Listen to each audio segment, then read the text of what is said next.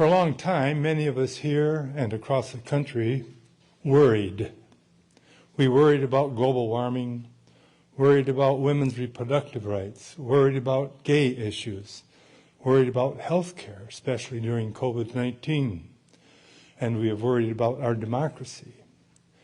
As the November 8 midterm elections approached, which was just a few days ago, we all seemed to be holding our collective breath.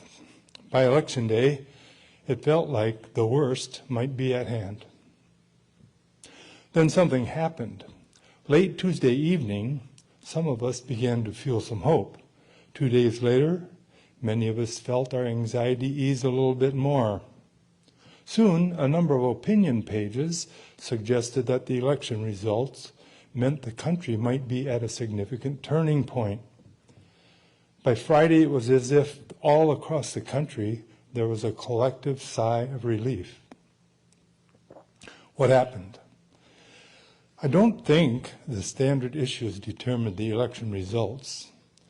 Inflation, women's reproductive rights, and many other important issues seem to fall to both sides of the electorate.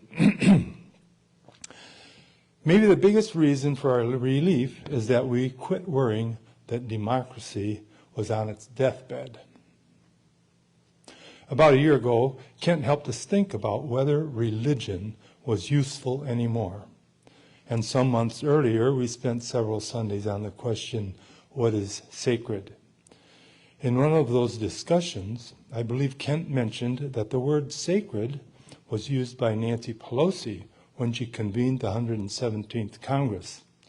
Or maybe Kent referred to the word temple. They were both in the quote.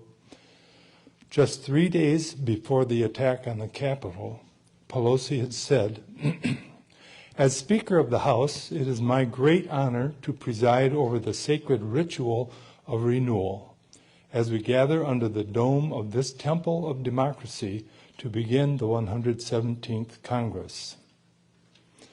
At the time, a few of us chuckled at the words sacred ritual and temple being used in the context of government work in a government building.